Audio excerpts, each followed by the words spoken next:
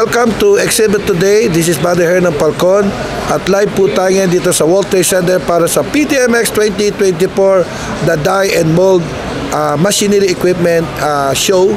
At kasama po natin isa po sa mga exhibitors na nag-join po rito to give you a quality and a good product. Let's welcome the Intercon Agro Industrial Corporation. Kasama po natin ang kanilang marketing manager, Miss Gladys De Los Reyes. Magandang araw po, ma'am. Magandang araw din po. So it's an honor na maging bisita po namin kayo. Okay po. At maging bahagi po kayo ng PDMX 2024. Ma'am, pag-usapan nun natin itong Intercon Agro-Industrial Corporation. Kailan po siya nag-start sa Pilipinas? 1960. 1960. Apo. So, ito po ang planta niya ba nasa ibang bansa o nandito sa Pilipinas? Philippines. Sa Pilipinas po. Apo. Okay, ma'am, ano po yung mga line of products na dinadala po ng Intercon? Intercon Agro is a service ng mga metal sheets like tube punching,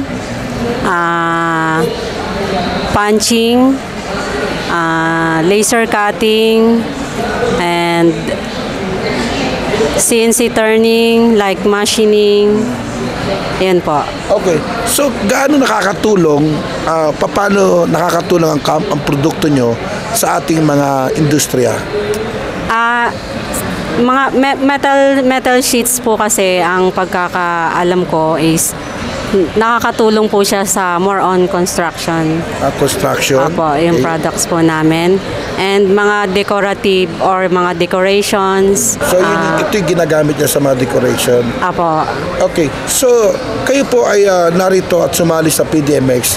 Ano yung mostly na hina-highlight yung produkto po? Actually naman po, lahat ng products po namin. Hindi lang po products, kundi services din po. Okay, yan ako maganda pag-usapan natin service. Ano po yung mga services niyo po? Yun nga po, like po kanina nasabi ko po yung katulad ng laser cutting, which is mga pang decorative products po na pwedeng gamitin sa mga constructions, ginagamit po sa mga wall, sa ceiling. Ayan po. Ayun, so kamusta naman po ang presyo niyo po? Competitive po ba? Apo, competitive naman po. Okay.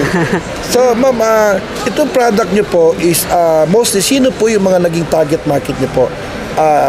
Siyempre, ito po ba yung mga kumpanya or mga distributor o wholesaler or mismo yung project-based po kayo? Actually, wala naman po kaming tina-target na ano. Basta lahat po pwede. Lahat pwede? Yes po. Kay company, kay personal. Lahat pwede. Lahat po pwede. So meron pa tayong dalawang araw pa. Opo. So maimbitahan niyo po sila. Anong booth number po kayo, ma'am? Iniimbitahan ko po kayo sa 2 araw po ng aming exhibitions na puntahan po ang aming booth. Booth number 299 and 298. Which is naka-display naman po doon lahat po ng mga products po namin and mga services na pwede po namin gawin,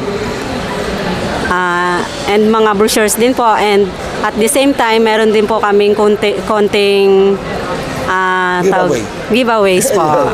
Yan. Alright, so ma'am, thank you very much in case na ma'am, gusto nila after the show, hindi na kayo makita, siyempre 2 to 3 days, tapos na po. Meron ba kayo website o telepono na pwedeng tawagan po? Meron naman po. Ang website po namin, www.expandedperforatedmetals.com.